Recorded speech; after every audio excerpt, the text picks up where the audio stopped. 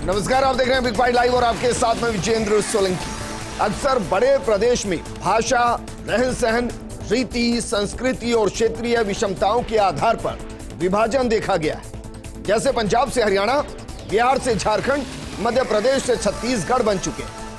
आज भी देश के कई प्रदेश में अलग अलग राज्यों की मांग उठ रही है।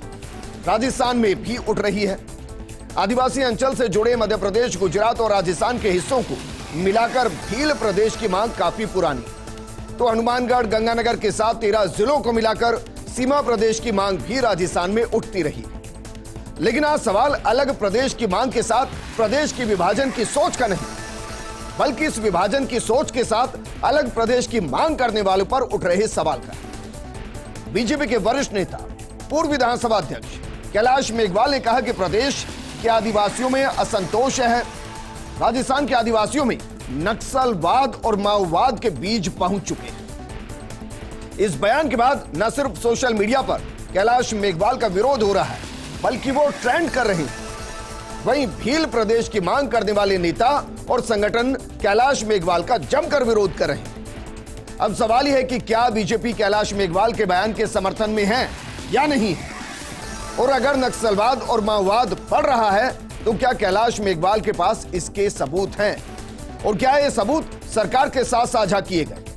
आज बात इसी मुद्दे पर कि नक्सलवाद के बोल के बीच पैदा हुए विवाद का समाधान क्या है, क्योंकि नक्सलवाद है या नहीं, नक्सल पर विवाद जरूर है। आज बात इसी मुद्दे। भीलिस्तान की मांग राजस्थान को खंडित करने वाली मांग है। रंग रंगीला राजस्थान, इससे हमारा एक भूभाग क्यों हमसे अलग होना चाहता है। दक्षिणी राजस्थान में नक्सलवाद के बीज भी पहुंच चुके हैं। माओवाद के बीज भी वहां पड़ रहे हैं।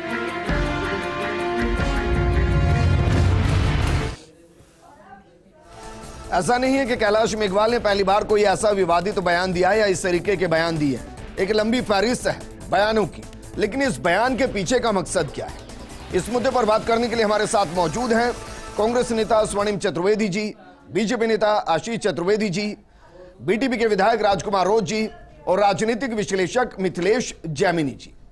शुरुआत करते हैं आशीष चतुर्वेदी जी आपके साथ। सबसे पहले यह स्पष्ट कीजिए सर कि कैलाश मेघवाल का जो बयान है, क्या वो बीजेपी का आधिकारिक बयान है या नहीं? देखिए विजेंद्र जी, कैलाश जी बहुत वरिष्ठ नेता हैं, लंबे अरसे से विधायक रहे हैं, केंद्रीय मंत्री रहे हैं, विधानसभा अध्यक्ष रहे हैं, और उन्होंने अपने अनुभवों के आधार पर एक सलाह सरकार को दी है। न कोई ये दोषारोपण है, न कोई आरोप लगाया जा रहा है। उन्होंने कहा है कि हमको ऐसा रास्ता निकालना पड़ेगा जिससे हमारा प्रदेश विभाजित ना हो। आशीष चतुर्वेदी जी, मैंने बहुत सीधा सवाल किया सर, डिबेट को आगे बढ़ाएं। क्या ये बीजेपी का आधिकारिक बयान है? नहीं, देखिए वो वरिष्ठ नेता हैं, उन्होंने अपनी व्यक्तिगत कैपेसिटी में बयान दिया है, लेकिन भारतीय जनता पार्टी भी ऐसा मानती है। देखिए विजेंद्र जी, आपको सर बयान आधिकारिक आया नहीं? नहीं, देखिए बयान आधिकारिक आपने इतना गिना दिया, वो सांसद रहे, मंत्री रहे, विधानसभा अध्यक्ष रहे, बीजेपी के वरिष्ठ नेता रहे। विजेंद्र जी, तो मानकर चलो उनके बयान के साथ बीजेपी है। 3 साल पहले भी आपको ध्यान हो, वहां पे एक विवाद हुआ था, काकरी डुंगरी वाला विवाद। सर मैं तो सब जानता हूं, मैं पूरा इतिहास जानता हूं। मैं ये भी जानता हूं गुलाब चंद कटारिया जो हमारे नेता प्रतिपक्ष थे, बीजेपी इस बयान के साथ है या नहीं है? देखिए बयान जो उन्होंने दिया है वो बयान नहीं दिया है। उन्होंने क्या कहा है? उन्होंने कहा है कि भाई हम सबको मिलकर के इसका समाधान निकालना पड़ेगा। अगर इस तरह की बातें की जा रही है, प्रदेश को विखंडित किया जा रहा है। बाकी सारी बातें करूंगा आपसे, आप ये बताइए कि उनके बयान के साथ पूरी बीजेपी खड़ी है या नहीं खड़ी है? विजेंद्र जी, हम पूरी बीजेपी बयान क्या दिया है? उन्होंने कोई स्टैंड नहीं लिया है। सर बयान आपने सुना भी होगा, वो ये कह रहे हैं कि भाई आदिवासी अंचल में जो अलग प्रदेश की मांग कर रहे हैं, जो राजस्थान को खंडित करना चाहते हैं, वहां नक्सलवाद के बीज पहुंच चुके हैं। विजेंद्र जी उन्होंने कहा है हमें विधानसभा में ऐसा रास्ता निकालना होगा जिससे आदिवासियों में आज फैल रहे असंतोष को रोका जा सके। ये भोले भाले लोग हैं, सारे लोग नहीं है, लेकिन कुछ ऐसे एलिमेंट्स होते हैं ना जो कि भोले भाले लोगों को। मतलब ये बीजेपी का आधिकारिक बयान है, ये तो मालूम है। नहीं, देखिए मैं ऐसा भी नहीं कह रहा हूं ये आधिकारिक बयान है, लेकिन उन्होंने सरकार को एक सलाह दी है। आप देखिए कोई आरोप नहीं लगाया है, अगर उनका व्यक्तिगत बयान है तो कहीं बीजेपी खंडित करती है, उनके बयान के साथ नहीं। और आपको लगता है बयान सही है तो कहीं यहां पूरी बीजेपी का स्टैंड यही है? विजेंद्र जी, एक फैक्ट है जिसको लेकर के उन्होंने चेताया है। तो फैक्ट के साथ बीजेपी है। देखिए, निश्चित रूप से इस तरह की बातें पहले भी हुई है विजेंद्र जी। हमारे जो नेता प्रतिपक्ष थे गुलाब चंद कटारिया जी ने इस तरह की बातें 3 साल पहले कही थी। तो मतलब सही है ना, बीजेपी है इस बयान के साथ। कुछ ना कुछ इस तरह की गतिविधियां तो चल रही है ना, बीजेपी इस बयान के साथ है ना, कुछ ना कुछ गतिविधियां चल रही है। लेकिन हमारा बीजेपी इस बयान के साथ है ना, 8 करोड़ जनता है, वो पूरे राजस्थान को एक साथ रखना चाहती है। सर, मेरा एक लाइन का ही सवाल है, बीजेपी इस बयान के साथ है? देखिए विजेंद्र जी, साथ होना और नहीं होना का मतलब नहीं है ना। सर क्यों नहीं, आपके वरिष्ठ नेता हैं। देखिए अब आपसे मैं अगला सवाल ही तब करूं जब पता चले कि आपका स्टैंड क्या है। विजेंद्र जी, उन्होंने कुछ सच्चाई को प्रकट करने का काम किया है। सच के साथ बीजेपी है। देखिए कुछ तो है ना। देखिए निश्चित रूप से वहां पे इस तरह की मांग चल रही है ना। आप क्या डिनाई कर सकते हैं क्या कि वहां इस तरह की मांग नहीं है? मैं आपसे पूछता हूं, क्या आप डिनाई कर सकते हैं कि वहां इस तरह की मांग नहीं चल रही है? क्या इस तरह की मांग जायज है? क्या बताइए मुझे जी। ये सबको पता है। मांगे तो हर जगह होती है। जब पंजाब से हरियाणा निकला तब भी विरोध हुआ, जब बिहार से झारखंड निकला तब भी हुआ, जब मैं एमपी से छत्तीसगढ़ निकला तब भी हुआ। भाई किसी की मांग को आप जायज नाजायज उनके नजरिए के बिना कैसे तय करेंगे? मैं तो आपसे ये पूछ रहा हूं, बीजेपी इसके साथ है बयान क्या नहीं है? नहीं, देखिए हम इस मांग का समर्थन नहीं करते हैं। भारतीय जनता पार्टी को ऐसी कोई भी मांग जिससे राजस्थान विघटित हो, उसका भारतीय जनता पार्टी समर्थन नहीं करती है। राजकुमार रोज जी, सर समस्या क्या है? समस्या इस बात की है कि भाई ये कहा गया कि अलग प्रदेश करके राजस्थान को खंडित किया जा रहा है, या विरोध इस बयान का है कि उन्होंने ये कहा कि जो इस मांग को कर रहे हैं वो नक्सलवाद को पनपा रहे हैं, वो माओवाद को पनपा रहे हैं। समस्या क्या है? विरोध किस चीज का है? पहले तो आपको चैनल को जोहार, नमस्कार। 2 बयान दिए हैं, एक तो अलग राज्य को लेके और दूसरा बयान दिया है आदिवासी समाज पे नक्सलाइट का जो आरोप लगाया, कुछ इलाके में नक्सलाइट गतिविधियां पनप रही है। तो ये जो दोनों आरोप है, वो दोनों आरोप, फर्स्ट जो आरोप है बिलिस्तान की जो मांग है, तो बिलिस्तान नहीं बिल प्रदेश की जो मांग है, बिल प्रदेश, ठीक है। इस बात को समझना पड़ेगा कि मानगढ़ जो आंदोलन हुआ, ये 1913 के अंदर मानगढ़ आंदोलन हुआ गोविंद गुरु के नेतृत्व में, और 1500 आदिवासी एक साथ मारे गए। तो क्या अंग्रेजी शासन व्यवस्था में 1500 आदिवासी क्या भक्ति आंदोलन के कारण मारे गए? देश के अंदर एक भी ऐसा आंदोलन नहीं मिलेगा कि भक्ति आंदोलन चलाया और अंग्रेजों या मुगलों या राजा रजवाड़ों ने उन पे गोलियां चलाई। एक भी ऐसा उदाहरण देश के अंदर नहीं मिलेगा। आज किताबों में पढ़ाया जाता है कि मानगढ़ पे भक्ति आंदोलन चलाया जा रहा था और अंग्रेजों राजा रजवाड़ों ने गोलियां चलाई। जब गोविंद गुरु को गिरफ्तार करके गुजरात के अंदर अहमदाबाद में हाईकोर्ट के अंदर जब उनको जब बयानबाजी हुई और उनका जो जजमेंट आया जज का, उसमें स्पष्ट लिखा हुआ है कि बिलराज कायम करने को लेके सारे भील कम्युनिटी के लोग इकट्ठे हुए थे। तो ये क्लियर हो गया कि ये जो मांग है वो नई मांग नहीं है। 1913 से जी 1913 से गोविंद गुरु से लगा के इसके बाद हम बात करते हैं बीजेपी की बात करते हैं। बीजेपी आज जिस आरोप को लेके ये कर रही है, ये नंदलाल जी मीणा पूर्व टीएडी मिनिस्टर, उन्होंने 2016 के अंदर एसबीबी गवर्नमेंट कॉलेज डूंगरपुर में अलग बिलराज बनाने की मांग की है। मतलब यह भी क्लियर हो गया कि आदिवासी बाहुल्य क्षेत्र से बिल जो बीजेपी के अंदर भी है वो भी चाह रहा है कि अलग बिल प्रदेश बनना चाहिए। इस तरह कांग्रेस की अगर बात करें तो कांग्रेस के कई नेताओं ने, जैसे कि मालवीय जी है, हमारे रामलाल जी है, कई नेताओं ने भी अलग बिल प्रदेश की मांग की है। इससे यह साबित होता है कि आदिवासी बाहुल्य क्षेत्र से जितने जो जनप्रतिनिधि आते हैं वो भी चाहते हैं अलग बिल प्रदेश बने। लेकिन वो तो सर मांग अलग है, वो अलग अलग प्रदेशों में उठती रहती है। अभी विरोध इस बात का है कि ये कहा गया कि वहां नक्सलवाद पैदा हो रहा है। देखो ऐसी मांग कर रहे हैं वो नक्सलाइट है। आज तक का इतिहास उठा के देख लो, अगर कोई भी आदिवासी संवैधानिक हक अधिकार, जैसे कि संविधान में 244(1) के तहत शेड्यूल एरिया आइडेंटिफाई है, और शेड्यूल एरिया की जो संवैधानिक मांग है 13(3) का जो रूढ़िगत ग्राम सभा जिसको विधि का बल प्राप्त है, ये जो संवैधानिक हक अधिकारों की जब भी बात हुई है तो बीजेपी हो या कोई भी जो आदिवासी विरोधी पार्टी है, उन्होंने हमेशा आदिवासी समाज पे नक्सलाइट का आरोप लगाया है। ये आरोप के माध्यम से सिर पर राजनीतिक होती है, बाकी ऐसी कोई चीज वहां के कोई लोग समझते ही नहीं। क्या है नक्सलाइट, क्या चीज है नक्सलाइट जी? अभी बीच में एक छोटा सा उदयपुर के अंदर जो रेल निकली तो उस जिस व्यक्ति की जमीन की उसको मुआवजा नहीं मिला, उस आदमी ने कोई नशे पत्ते में आके कोई ऐसी कुछ हरकतें की, गलत हरकतें की, तो भी उस दौरान भी बीजेपी ने और कई राष्ट्रीय पार्टियों ने इस पे आरोप लगाया नक्सलाइट गतिविधियां पूरे राज्य के देश के अंदर माहौल ऐसा क्रिएट किया। जब तफ्तीश हुई निकला तो एक जो परेशान व्यक्ति नशे पत्ते में आके छोटी सी हरकत की। नहीं, लेकिन राजकुमार रोज जी, आप उसका समर्थन तो नहीं कर सकते। नहीं, भाई उसके लिए कानून है, आप ये नहीं कह सकते कि नशे पत्ते के चक्कर में आप ट्रेन को उड़ा देंगे, रेलवे ट्रैक को उड़ा देंगे। आप इसका समर्थन तो नहीं कर सकते। मैं आपको उदाहरण बताया है, वहां पर ऐसी कोई चीजें नहीं है। ये आज देश के अंदर देखे, जिस दिन आदिवासी समाज ने संवैधानिक हक अधिकार की बात की, उस पे हमेशा नक्सलाइट का आरोप ठीक है। स्वयं चतुर्वेदी जी, भाई इतना बड़ा बयान दिया गया, आप सरकार के अंदर बैठे हैं, जरा ये बताइए कुछ ट्रेस है इस तरीके के? देखिए, मैं एक बात आपको बताना चाहता हूँ, ना तो कैलाश मेघवाल जी ने, ना भारतीय जनता पार्टी के अन्य किसी नेता ने, ना केंद्र सरकार द्वारा हमारे पास ऐसा कोई फीडबैक है कि वहाँ पे कोई नक्सलाइट गतिविधियाँ हो रही हैं या इस तरह की सशस्त्र बल के द्वारा जो है राजनीति करने का कोई अंदेशा हो, ऐसा कोई फीडबैक नहीं है। अब कैलाश मेघवाल जी ने किस आधार पर कहा मैं नहीं कह सकता, हालांकि वो पूर्व गृह मंत्री भी रहे, आपने पूर्व विधानसभा अध्यक्ष का, लेकिन पूर्व गृह मंत्री भी रहे राजस्थान के, किस आधार पर कहते हैं ये तो भारतीय जनता पार्टी वाले ही बता सकते हैं। लेकिन एक बात स्पष्ट है, जैसे मैंने बार बार अभी ये सुना, उनका भी बयान सुना, आशीष जी भी कह रहे थे, उन्होंने कहा कि भाई एक फैक्ट है, फैक्ट उन्होंने रखा, सच्चाई है, सच्चाई को उन्होंने रखा, लेकिन सच्चाई के साथ तथ्य भी होते हैं, तथ्य के साथ सबूत भी होते हैं, वो सारी चीजें यहाँ सामने रखने होते हैं। और सबसे बड़ी बात यह है कि भारतीय जनता पार्टी के नेताओं का आजकल एक जुमला बन गया है, या तो अर्बन नक्सलाइट हो जाते हैं या अब आदिवासी नक्सलाइट आ गए।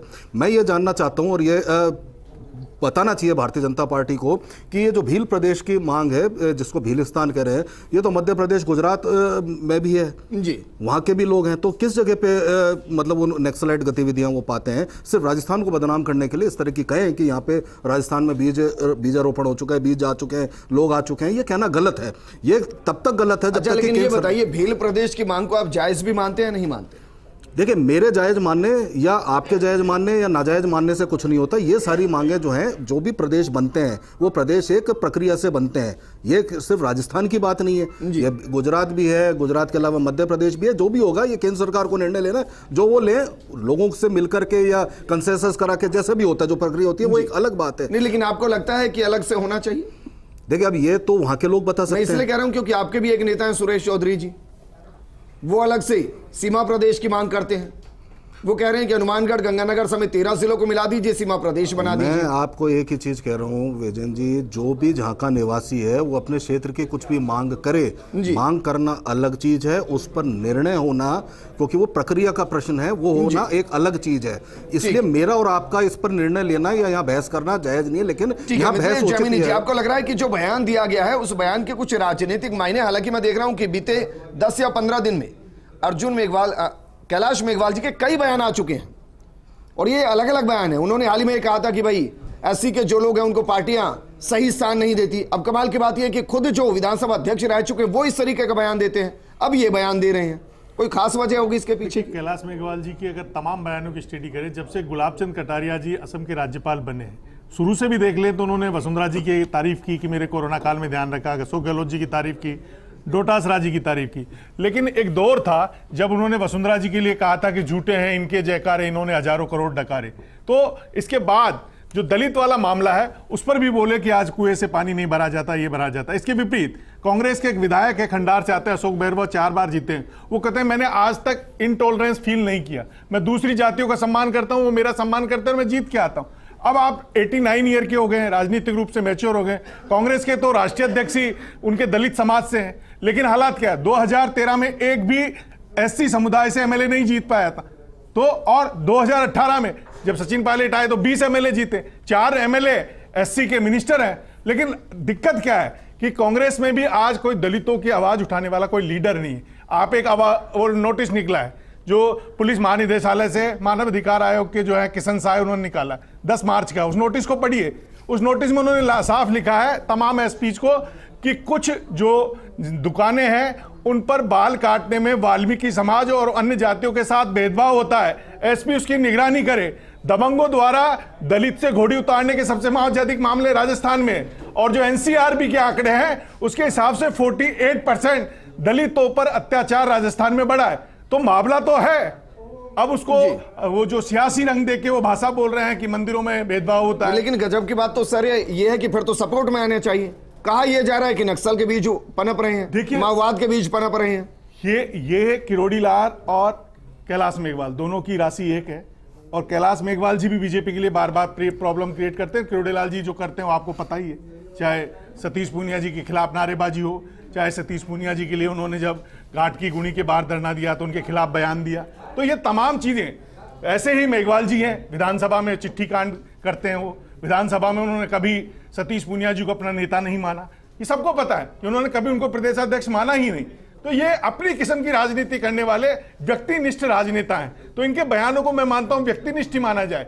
किरोड़ीलाल जी हो चाहे कैलाश मेघवाल जी हो, इनके तमाम बयानों का आप अध्ययन करेंगे और एनालिसिस करेंगे। लेकिन उनकी विधानसभा सीट पे तो सर इतने वो भी नहीं है। देखिए, 1952 से रिजर्व है उनकी सीट जी, 1952 से उनकी सीट रिजर्व है और वो 89 के हो चुके हैं। उनकी अपनी राजनीति करने का एक तरीका है। लेकिन सर इतने सीनियर लीडर हैं, अगर कुछ कह रहे हैं तो पूरा प्रदेश ये सुनता है, उसके पीछे कुछ तो तथ्य होने चाहिए। देखिए, उनके बाद में वो वसुंधरा जी के राज में प्रदेश वो विधानसभा अध्यक्ष बने, जब उन्होंने नारा उनके खिलाफ लगाए, आज वो वसुंधरा जी के साथ खड़े। तो राजनेता अपने लाभ के लिए दल में भी राजनीति करता है, दल में भी वो किसी। अच्छा, लेकिन आपने शुरुआत ये की थी कि जब से जी गुलाबचंद कटारिया कटारिया बने, क्योंकि उनसे जूनियर थे और वो बने, और पहले रामनाथ कोविंद भी उनके नीचे रह चुके और राष्ट्रपति बन गए। तो कहीं न कहीं टीस तो है ही। इतना बड़ा आदमी जो भैरव सिंह शेखावत के जमाने में गृह मंत्री रहा हो, माइंस मिनिस्टर रहा हो, तमाम चीजें हैं। उनका राजनीतिक अनुभव, उस दौर के एमए पॉलिटिकल साइंस है, उस जमाने में उन्होंने पॉलिटिकल साइंस में भी एमए किया है। तो वो राजनीति को घुमाना जानते हैं, राजनीति शास्त्र के सिद्धांतों को वो अच्छी तरह से अध्ययन करना जानते हैं। ठीक है, कैलाश मेघवाल जी के बयानों में सोशल मीडिया पर ट्रेंड करने से क्या हासिल होगा? देखो, पूरे आदिवासी बाहुल्य क्षेत्र, जैसे कि हम बात करें, मध्य प्रदेश वाला इलाका है, गुजरात का इलाका है, राजस्थान का इलाका है, सारे लोगों के अंदर आक्रोश है उनके प्रति। उन्होंने कहा है कि बिलिस्तान की मांग करने वाले लोगों नक्सलाइट गतिविधियां कर रहे हैं। मतलब दोनों जोड़ा है उन्होंने। मतलब ये हुआ कि अलग राज्य की मांग करने वाले लोगों को नक्सलाइट कहना, तो इसका मतलब बीजेपी के कई लीडरों ने बिल प्रदेश की मांग की है। मध्य प्रदेश के अंदर माने जैसे कि पूर्व केंद्रीय मंत्री ये कांतिलाल जी भूरिया, उन्होंने बिल प्रदेश की मांग की है। तो इसका मतलब सब ये हुआ कि नक्सलाइट है। तो पूरे 3-4 राज्यों के अंदर उनके प्रति काफी आक्रोश है कि उन्होंने इस तरह से बयान किया दिया। तो आम पब्लिक ट्रेड चला रही है। और उनके खिलाफ सर 1 दिन होगा, 2 दिन होगा, क्या हासिल होगा उससे? नहीं, उससे हासिल हो नहीं हो, लेकिन आक्रोश है। उन शब्दों का इस्तेमाल नहीं करना चाहता। आपको पता है क्या ट्रेंड कर रहा है? आपको पता ही होगा ट्रेंड क्या कर रहा है। ये ट्रेंड क्या वो शब्द सही है सर? नहीं, वो पब्लिक जाने, वो पब्लिक कर रही है, आम पब्लिक कर रही है, आम पब्लिक का आक्रोश है ये आपको मैं आपके माध्यम से बताना चाहूंगा। वनवासी कल्याण परिषद के पहले हमारे आदिवासी प्रदेश अध्यक्ष थे रूप सिंह बिल, उन्होंने किताब लिखी है। उस किताब में भी उन्होंने बिल प्रदेश की बात को 3 से 4 बार लिखा है। और आदिवासी समाज के पहले अधिकारी है ही नहीं सर। मुद्दा तो यह है कि भाई जो संघर्ष अगर कर रहे हैं एक सोच के साथ, तो क्या वो नक्सलाइट्स हैं, क्या वो माओवादी हैं?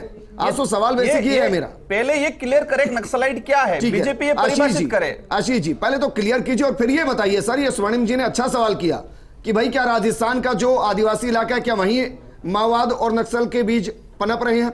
क्या मध्य प्रदेश के उस हिस्से में नहीं पनप रहे, गुजरात के हिस्से में नहीं पनप रहे? विजेंद्र जी, मैं सबको सुन रहा था। देखिए, फैक्ट ये है कि अगर इस तरह की मांग की जा रही है तो आप उसको डायरेक्टली नक्सल से कोरिलेट नहीं कर सकते हैं जी। फैक्ट ये है। चलिए, आपने ये अच्छा माना कि कैलाश मेघवाल जी ने जो बयान दिया वो गलत है। नहीं, उन्होंने कहा कि कुछ ऐसे तत्व हैं, आप देखिए सबको नहीं बोला है उन्होंने, कुछ ऐसे तत्व हैं जो कि हो सकता है बहकावे में आ जाएं। चलिए गिनाइए, है ना। नहीं, देखिए, आज से 3 साल पहले जो आंदोलन हुआ था वो भी हिंसक हुआ था, हमको पता है। जो काकरी डोंगरी वाला आंदोलन हुआ था जिसमें नहीं, तो सर एक बेसिक एग्जांपल मैं आपको दे रहा हूं। अभी मोदी सरकार में दिल्ली के अंदर किसान आंदोलन हुआ, किसान आंदोलन हिंसक हुआ, तो क्या देश के सारे किसान माओवादी हो गए, नक्सलाइट्स हो गए? देखिए, जो राजस्थान के आदिवासी उनको नक्सलाइट कहा नहीं जा रहा है। गुर्जर आंदोलन हुआ, ट्रेन की पटरियां उखाड़ी गई, बसों को आग लगाई गई, तो क्या सभी नक्सलाइट हो गए? नक्सलाइट नहीं कहा जा रहा है विजेंद्र जी। भारतीय जनता पार्टी कौन है बताइए ना, कौन है? के लिए बहुत काम किया है। गृह मंत्री रह चुके हैं विजेंद्र जी, आज देश की राष्ट्रपति आदिवासी हैं, ये फैक्ट है। भारतीय जनता पार्टी ने बहुत काम किया है। नहीं चलेगा सर, मैं ये कह रहा हूं भाई, इतने वरिष्ठ नेता हैं, उनके पास नाम तो होंगे कि भाई ये फला लोग हैं जो नक्सली गतिविधियों में शामिल हैं, सरकार को दीजिए, देखिए उनको अंदर कराइए। बीजेपी राजकुमार रोज हेल्प करेंगे। बीजेपी का ट्रेड है कि कोई अगर माइनॉरिटी बात करती है उस पे आतंकवादी, आदिवासी बात करता है उसको नक्सलाइट, दलित कोई बात करता है उसको माओवादी का आरोप लगा पार्टी आदिवासी नहीं कह रही है, हम नहीं कह रहे। भारतीय जनता पार्टी का उनका अभी प्रधानमंत्री आगे गए, अभी मानगढ़ में देश की पहली बार देश के प्रधानमंत्री आगे गए। सर समाधान की बात करते हैं, आप शुरू से समाधान की बात कर रहे हैं कि भाई वो समाधान मांग रहे हैं। समाधान राजकुमार रोज जी दे देंगे, बाकी भी दे देंगे, आशीष स्वर्णिम जी भी दे देंगे। आप नाम दीजिए कि भाई ये लोग हैं, ये नक्सलाइट फैला रहे हैं, ये माओवाद फैला रहे हैं और इस वजह से हम इनको नक्सलाइट माओवादी कह रहे हैं। आप विजेंद्र दीजिए जी, रिपोर्ट अगर एक। कोई वरिष्ठ विधायक ऐसा कह रहा है तो सरकार को उनसे पूछना चाहिए कि भाई आपके पास क्या इनपुट है। भारतीय जनता पार्टी ने थोड़ी कहा है, किसी नेता ने अपनी पर्सनल कैपेसिटी में अगर कुछ बयान दिया है और इतना वरिष्ठ राय चलिए, अंत तक आते हुए चाहिए आपने ना। ये कहा कि भारतीय जनता पार्टी का बयान नहीं और वो इस बयान के साथ स्टैंड नहीं कर रहे। ये तो फैक्ट है ना, मैं बार बार कह रहा हूं भाई, उन्होंने वो वरिष्ठ नेता है, उन्होंने अपनी पर्सनल कैपेसिटी विधानसभा में कोई बात कही है तो इसको पार्टी बीजेपी का बयान कैसे नहीं मानेंगे? है। पार्टी का स्टैंड कैसे मानेंगे? बीजेपी का बयान नहीं, अरे कैसे और मानेंगे कैलाश पार्टी का मेघवाल जी के इस स्टैंड? बयान के साथ नहीं, यही हुआ ना सर। निश्चित रूप से आदिवासियों ठीक को जो है नक्सलाइट कहना फाइनल ठीक कमेंट नहीं मैं है। आपसे चाहूंगा, अगर एक इतना बड़ा गंभीर आरोप लगाया गया जिसकी वजह से पूरे एक हिस्से के अंदर राजस्थान के आक्रोश फैल रहा है और वो सोशल मीडिया पर लगातार ट्रेंड कर रहा है। मैं बार बार सोशल मीडिया इसलिए कह रहा हूं क्योंकि ग्लोबल विलेज है सर। जब कुछ ट्रेंड करता है ना तो पूरे देश के अंदर जाता है और फजीयत पूरे देश में होती है। तो क्या सरकार अपनी तरफ से पूछेगी कि बताइए कौन नक्सली है, कौन माओवादी है? आपने आरोप लगाया तो जरा नाम दे दीजिए, हम जांच लेते हैं। बीजेपी इस पे यहाँ तो सबूत दें या माफी मांगे। देखिए, मैं एक बात कह रहा हूँ विजेंद्र जी कि अगर इंटर स्टेट कोई आंदोलन चल रहा है, मामला चल रहा है, तो उस पर केंद्र सरकार को सबसे पहले स्पष्टीकरण देना चाहिए इस बयान पे। दूसरी चीज, आपने कहा सोशल मीडिया ग्लोबल विलेज है, तो जिसने फजीयत कराई है उसको वहां माफी मांग करके सबसे पहले इस फजीयत को रोकना चाहिए। लेकिन सुरक्षा की जिम्मेदारी तो स्टेट की है ना। अगर मानो मैं मान लूं कि इतने वरिष्ठ नेता कुछ आरोप लगा रहे हैं और उनके पास कुछ फैक्ट हैं, तो लेने में समस्या क्या है? हम लेने में, जहां पे आरोप लग रहे थे वो एक सबसे बड़ा सदन है, सबसे बड़ी पंचायत है राजस्थान की, वहां पे पटल पे जो चीज रखी जाती है एक लाइन में उसमें कोई मैं आपसे चाहूंगा, क्या इस बयान पर आपको लग रहा है कि कोई अलग स्टैंड आएगा? देखिए, इस बयान पर स्टैंड आएगा नहीं आएगा, लेकिन इंपॉर्टेंट चीज ये है कि अगर कोई इनपुट है तो उसका जो क्राइम के हिसाब से एनालिसिस होना चाहिए, क्योंकि क्राइम राजस्थान में बहुत बढ़ गया, लॉ एंड ऑर्डर की सिचुएशन बिगड़ रही। अगर नहीं है तो माफी मांगनी चाहिए, सीधा हिसाब है इसमें जी। क्योंकि कैलाश मेघवाल जी तो इस सरकार के पक्ष में दिखे हैं पूरे 4 साल, बीजेपी के साथ वो दिखे भी नहीं है सदन में, वो हमेशा अलग ही रहे हैं। कभी चाहे वो जिस दिन बजट लीक हुआ तब भी वो उनके साथ नहीं आए थे। तो वो तमाम जितने भी प्रदर्शन हुए हैं बीजेपी के साथ खड़े नहीं दिखे। उन्होंने विधानसभा में अपनी अलग प्रेजेंस दिखाई। उनकी एक इच्छा है कि मुझे नेता प्रतिपक्ष बना दिया जाए, वो भी शायद अभी पूरी नहीं होती दिख रही। इन तमाम चीजों को देखकर अगर जोड़कर देखें तो उनका बयान कहीं न कहीं भाजपा को संकट में डालने वाला और कांग्रेस की मदद करने वाला है। ठीक है, शुक्रिया हमारे साथ जुड़ने के लिए। आदिवासियों के नाम से राजनीति करना चाह रहे हैं, आदिवासियों को बदनाम करके ये लोग हर बार हुआ है, हर बार आरोप लगाए इस तरह से बेबुनियादी आरोप लगाए। हमारे साथ जुड़ने के लिए आशीष जी आपका भी शुक्रिया, स्वर्णिम जी आपका भी शुक्रिया चर्चा में शामिल होने के लिए। बड़े नेता हैं, बड़ा बयान है तो उसका आधार भी होगा। आधार है तो आधार आगे लाया जाए और निराधार है तो फिर सोचना चाहिए एक समाज को आहत किया है तो उसके लिए क्या कुछ हो, और पार्टी का स्टैंड इस पूरे बयान पर क्या है यह भी स्पष्ट होना चाहिए। नमस्कार।